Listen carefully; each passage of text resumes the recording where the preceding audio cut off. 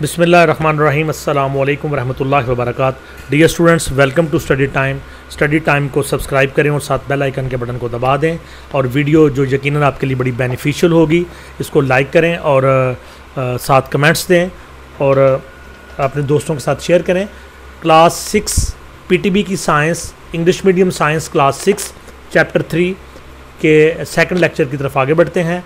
Chapter का name है photosynthesis and respiration in plants, पौधों में खुराक बनाने का अमल और सांस लेने का अमल। तो इसमें पहली वीडियो हम इंटरनल स्ट्रक्चर ऑफ लीफ बना चुके हैं और अब सेकंड वीडियो की तरफ आगे बढ़ते हैं। फोटोसिंथेसिस। फोटोसिंथेसिस दो लफ्ज़ों से मिलकर बना है, फ़ोटो और सिंथेसिस। फ़ोटो का मतलब रोशनी, सिंथेसिस का मतलब तैयार करना, खुराक तैयार करना।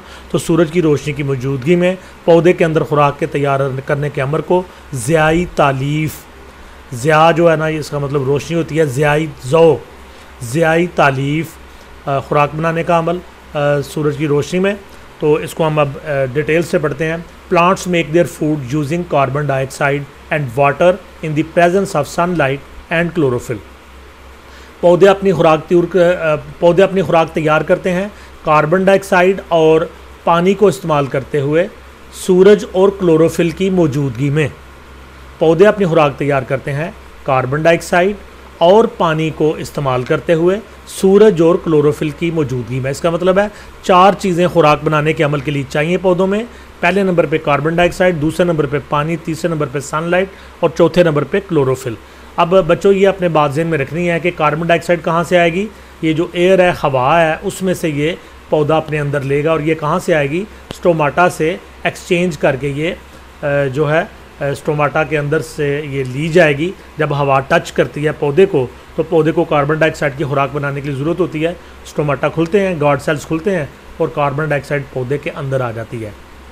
वाटर कहाँ से आएगा, पानी जब ज़ेरे ज़मीन जो पानी के ज़हायर हैं वहाँ से, या पौधों को हम पानी खुद देते हैं तो पानी जो है वो जड़ों के ज़रिए से ट्रैवल करता हुआ तो पत्ते के अंदर पहुँच जाएगा। कार्बन डाइऑक्साइड भी पहुँच गई, पत्ते के अंदर पानी भी पहुँच गया। अब सूरज की रोशनी चाहिए तो सूरज की रोशनी डायरेक्ट सूरज की रोशनी पत्तों के ऊपर पड़ती है। और इसको हमने पढ़ा था कि जो क्लोरोप्लास्ट हैं, मीज़ोफिल जो सेंटर वाली तह थी पत्ते की, सबसे ऊपर वाली थी अपर एपिडर्मस और नीचे वाली लोअर एपिडर्मस, और दरमियान में जो थी वो था मीज़ोफिल। तो मीज़ोफिल में क्या था, क्लोरोप्लास्ट। क्लोरोप्लास्ट के अंदर क्या था, क्लोरोफिल। क्लोरोफिल क्या था, ग्रीन कलर का एक मटेरियल, उसका काम होता है कि सूरज की रोशनी को अपने अंदर खींचता है। तो ये चारों चीज़ें मिल के तो खुराक बनाने का अमल शुरू होता है। This process is called photosynthesis. इस अमल को खुराक बनाने का अमल या ज़ियाई तालीफ या फिर इंग्लिश में फोटोसिंथेसिस कहते हैं। Plants also evolve oxygen during photosynthesis. Photosynthesis के अमल के दौरान पौधे ऑक्सीजन को खारिज करते हैं, यानी ऑक्सीजन जो होती है वो बाई प्रोडक्ट या फालतू मिकदार की शक्ल में पौधे में इकट्ठी हो जाती है। तो इसको पौधे उसी तरीके से पत्ते के अंदर से स्टोमाटा के ज़रिए से बाहर खारिज कर देते हैं। Do you remember that all organisms use oxygen during respiration.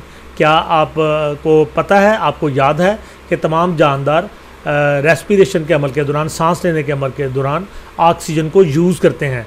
तो जी बिल्कुल, जब आप सांस लेते हैं, जितने भी इंसान हैं, जितने भी जानदार हैं, तो जब वो सांस लेते हैं तो सांस लेने के अमल के दौरान 2 चीज़ें होती हैं। एक होता है इनहेल, एक होता है एक्सहेल। इनहेल जब होता है यानी आप हवा को जिस्म के अंदर लेके जाते हैं तो ऑक्सीजन जो है वो आपके जिस्म के अंदर जाती है और जिस्म के अंदर से तमाम सेल्स में से इकट्ठी होकर कार्बन डाइऑक्साइड लंग्स के अंदर आती है। और जब रिटर्न में अब आप मुंह से सांस बाहर निकालते हैं तो कार्बन डाइऑक्साइड जिस्म से बाहर निकलती है। तो इसी तरह पौधों में जब खुराक बनाने का अमल जारी होता है दिन के वक्त, तो कार्बन डाइऑक्साइड को अंदर एंटर किया जाता है और ऑक्सीजन को बाहर निकाला जाता है। और ये काम उल्ट होता है रात के वक्त, कि रात के वक्त जो कार्बन डाइऑक्साइड है वो पौधों से बाहर निकलती है। इसीलिए अक्सर कहा जाता है कि रात के वक्त पौधों के नीचे नहीं सोना चाहिए, दिन के वक्त सोना चाहिए, क्योंकि उनकी छांव और ऑक्सीजन जो है वो इंसानों के लिए, जानवरों के लिए बड़ी सेहतमंद होती है। लेकिन रात के वक्त पौधों के नीचे इसलिए नहीं सोना चाहिए कि पौधे रात के वक्त कार्बन डाइऑक्साइड जो अज़ाफ़ी होती है उसके अंदर, उसको बाहर निकाल देते हैं। जी आगे बढ़ते हैं। A word equation can explain the process of photosynthesis. Photosynthesis का अमल जो खुराक बनाने का अमल है, इसको एक इक्वेशन के ज़रिए से एक्सप्लेन करेंगे। इक्वेशन है कार्बन डाइऑक्साइड प्लस वाटर। जब कार्बन डाइऑक्साइड और वाटर, ये आपको बता चुके हैं कार्बन डाइऑक्साइड कहाँ से आएगी और वाटर कहाँ से आया। ये दोनों जब आपस में मिलते हैं और मौजूदगी दो चीज़ों की ज़रूरी है, सनलाइट की और क्लोरोफिल की, ये भी हम बता चुके हैं कहाँ से आए। तो नतीजे में क्या होता है, ग्लूकोज बनता है प्लस ऑक्सीजन बनती है, C6H12O6 glucose plus O2 oxygen बनती है। इसको इक्वेशन को यूँ पढ़ेंगे, carbon dioxide plus water after reaction in the presence of sunlight and chlorophyll glucose and oxygen is made. यानी कार्बन डाइऑक्साइड और पानी, सूरज और क्लोरोफिल की मौजूदगी में अमल करेंगे, केमिकल रिएक्शन होगा, नतीजे में ग्लूकोज बनेगा और ऑक्सीजन बनेगी। अब ये ग्लूकोज कहाँ जाएगा, तमाम पौधे को फ्लोएम टिश्यूज़ के ज़रिए से सप्लाई कर दिया जाएगा।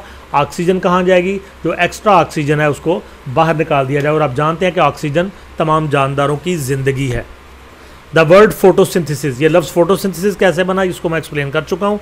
The word photosynthesis is a combination of two Greek words, ये दो यूनानी अल्फाज का मुरक्कब है, फोटो एंड सिंथेसिस। दो लफ्ज़ photosynthesis, photo means light, photo का मतलब रोशनी, and synthesis means to make, और सिंथेसिस का मतलब तैयार करना, यानी सूरज की रोशनी में खुराक को तैयार करना, इसको कहते हैं फोटोसिंथेसिस और उर्दू में कहते हैं ज़ियाई तालीफ। आगे बढ़ते हैं, आगे है इंपॉर्टेंस ऑफ फोटोसिंथेसिस। ज़ियाई तालीफ या खुराक बनाने के अमल या फोटोसिंथेसिस की क्या अहमियत है। Photosynthesis is one of the most important chemical changes that take place in our world. हमारी दुनिया में जितनी भी केमिकल चेंजेस हो रही हैं, कीमियाई तब्दीलियाँ हो रही हैं, उनमें जो सबसे अहम तरीन है उनमें से एक फोटोसिंथेसिस है। If photosynthesis did not take place, अगर पौधों के खुराक बनाने का अमल दुनिया में रुक जाए या वाक़या ना हो, nearly all living things would die, तो सारी की सारी जानदार चीज़ें ख़त्म हो जाएंगी। वजह ये होगी कि जब पौधे खुराक नहीं बना पाएंगे तो पौधे डेड हो जाएंगे। जब पौधे डेड हो जाएंगे तो पौधों से ऑक्सीजन नहीं आएगी, जानवर डेड हो जाएंगे, और पौधों से जो खुराक, फल और सब्ज़ा और साया है उससे भी जानवर महरूम हो जाएंगे, और नतीजे में हर तरफ मौत ही मौत होगी। तो बहुत ज़्यादा इंपॉर्टेंस है फोटोसिंथेसिस के अमल की। Products of photosynthesis are glucose and oxygen. Photosynthesis के नतीजे में जो चीज़ें तैयार होती हैं वो ग्लूकोज और ऑक्सीजन है। All the living things use both of these products in respiration to produce energy. तमाम जानदार चीज़ें ये दोनों, इन दोनों चीज़ों को रेस्पिरेशन के अमल में, सांस लेने के अमल में या तवानाई बनाने के अमल में इस्तेमाल करते हैं, टू प्रोड्यूस एनर्जी, तवानाई तैयार करने के लिए। This energy is used in performing activities of life, और यही तवानाई ज़िंदगी की सरगर्मियाँ अदा करने के लिए इस्तेमाल होती है। जब हम ह्यूमन बीइंग्स या जो जानवर हैं ये जब सांस लेते हैं तो ऑक्सीजन जो है वो हमारे फेफड़ों में जाती है, और ब्लड जो है वो जब शामिल होता है पूरे जिस्म से, जो ब्लड है जिसके अंदर, जिसको डीऑक्सीजनेटेड ब्लड कहते हैं, उसमें ऑक्सीजन ना होने के बराबर होती है, कार्बन डाइऑक्साइड की ज़्यादा मिकदार होती है जो तमाम सेल्स में से इकट्ठी की होती है, वो सारा इकट्ठा होकर लंग्स में आता है। यहाँ पे आके कार्बन डाइऑक्साइड को जो हमारी मुंह की हवा की नाली है उसके ज़रिए मुंह से फेफड़े खारिज कर देते हैं, और जो ऑक्सीजन हमने इनहेल की थी उसको दोबारा से ब्लड के अंदर डाल दिया जाता है, और यही ऑक्सीजन है जो हीमोग्लोबिन का हिस्सा बनती है, और जो हमारी खुराक है उसमें से जो ग्लूकोज है उसको ले जाके सेल्स तक पहुँच जाती है। सेल्स चार्ज होते हैं और हमारा जिस्म जो है वो सेहतमंद और एक्टिव होता है। पॉइंट टू पॉन्डर, सोचने का नुक्ता। इट हैज़ बीन थॉट, ये बात देखी गई है या सोची गई है, that plants and animals could live in a sealed environment. It has been thought that plants and animals could live in a sealed environment such as a glass globe. Do you think it is possible? If yes, how? तो ये question है कि जो जानवर और पौधे हैं क्या ये किसी सील्ड एनवायरनमेंट में, यानी सील्ड एनवायरनमेंट ऐसा माहौल जिसमें से ना कुछ चीज़ बाहर निकल सके ना उसके अंदर आ सके, तो उसमें क्या पौधे या जानवर ज़िंदा रह सकते हैं। तो उसकी मिसाल दी है such as a glass globe, जैसे शीशे के किसी बहुत बड़े कमरे में या कंटेनर में। Do you think it is possible, क्या आप ख्याल करते हैं कि ये मुमकिन है। इफ़ येस, अगर मुमकिन है तो हाउ, कैसे। इसमें एक पौधा और एक माउस है, एक चूहा है, इन दोनों को एक शीशे के मर्तबान में बंद कर दिया गया है। तो आप लोग भी गौर करें और बताएं कि क्या ये पौधा ज़िंदा रह पाएगा और ये जो चूहा है ये ज़िंदा रह पाएगा। अच्छा, अब आपने गौर करना है कि ये जो पौधा है इसको किस किस चीज़ की ज़रूरत है अपनी खुराक बनाने के लिए। 4 चीज़ें आपने पढ़ी थी, कौन कौन सी चीज़ें हैं जो जिनकी इसको ज़रूरत है। इसको कार्बन डाइऑक्साइड की ज़रूरत है, इसको वाटर की ज़रूरत है, और सूरज की रोशनी की ज़रूरत है, क्लोरोफिल की ज़रूरत है। अब इसको कंटेनर में बंद कर दिया गया। अब इसको अगर आप पानी नहीं देंगे तो फिर भी ये पौधा अपनी खुराक नहीं बना सकेगा।